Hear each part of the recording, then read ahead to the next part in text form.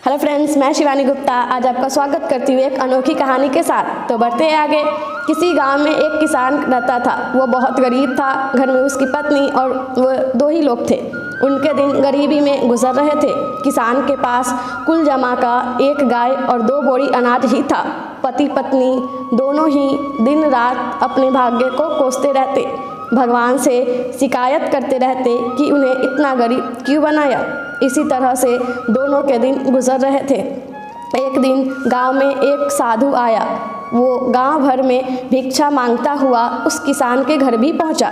जैसे ही साधु ने किसान के घर आवाज़ लगाई, उसकी पत्नी और उसने अपने भाग्य को कोसना शुरू कर दिया।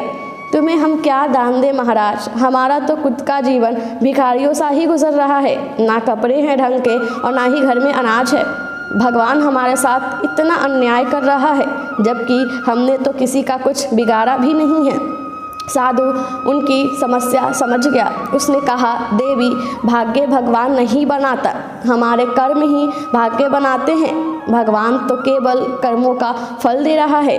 किसान और उसकी पत्नी ने फिर जवाब दिया, बाबा, हमने ऐसे कौन से पाप किए हैं जो ऐसा जीवन भुगत रहे हैं। हमने तो कभी कोई पाप किए ही नहीं, लेकिन कभी भी हमारे घर में एक गाय और 2 बोरी अनाज से ज़्यादा कुछ नहीं रहता। साधु ने कहा, अगर तुम ज़्यादा धन चाहते हो तो मैं तुम्हें एक उपाय सुझाता हूँ। अगर तुम मेरा कहना मानोगे तो ज़रूर तुम्हारे पास भी बहुत धन और संपत्ति होगी। दोनों पति पत्नी साधु के चरणों में बैठ गए।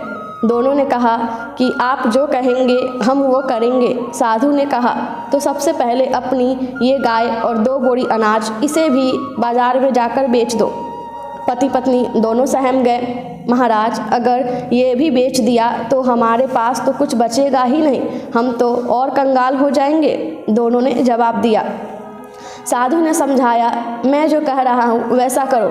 अगर नुकसान हुआ तो भरपाई मैं कर दूंगा। मैं तुम्हें फिर से एक गाय और 2 बोरी अनाज ला दूंगा। डरते डरते दोनों राजी हुए। किसान ने बाजार जाकर गाय और अनाज को बेच दिया, धन लेकर घर लौटा। फिर साधु ने कहा, अब एक काम करो, इस धन से उन गरीबों को भोजन कराओ जिनके पास खाने को कुछ नहीं है। किसान ने वैसा ही किया, कई गरीबों को भोजन करा दिया। ये बात गांव के जमींदार को पता चली कि गरीब किसान ने अपनी गाय और अनाज बेचकर भूखों को खाना खिला दिया। उसने तुरंत अपने सेवक को भेजकर किसान के घर एक गाय और 2 बोरी अनाज भिजवा दिया। साधु ने फिर किसान से कहा कि इसे भी बेचकर आओ और कल फिर गरीब को भोजन कराओ। किसान ने फिर ऐसा ही किया और तो फिर किसी ने उस किसान को दान में एक गाय और 2 बोरी अनाज भिजवा दिए। साधु के कहने पर किसान रोज़ गरीबों को इसी तरह से भोजन कराता रहा और उसके यहाँ रोज़ दान आने लगा। लोग उसकी मदद करने लगे कि ये किसान गरीब होकर भी भूखों को भोजन कराता है। धीरे धीरे उस किसान की ख्याति दूसरे गांव में भी फैल गई। धीरे धीरे दान आने का दायरा बढ़ता गया। बहुत दिन गुजर गए। किसान गरीबी से संपन्न हो गया।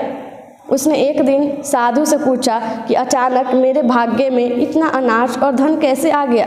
साधु ने उसे समझाया कि तू इस धन से दूसरों को भोजन करा रहा है और ये उन्हीं के भाग्य का धन है जो भगवान तुझे दे रहे हैं। हमेशा अपनी असफलताओं और दुर्भाग्य के लिए भगवान या भाग्य को कोसना बिल्कुल ठीक नहीं है। अपने कर्म बदल कर देख लो। संभव है कि हमारे कर्म ही ऐसे ना हो कि भाग्य उसमें हमारा साथ दे। तो आई होप आपने बहुत अच्छे तरीके से इसे अंडरस्टैंड किया होगा। तो मिलते हैं आगे एक और अनोखी और एक नई सीख के साथ। बाकी तब तक के लिए आप अपना ख्याल रखिए, अपनों के लिए।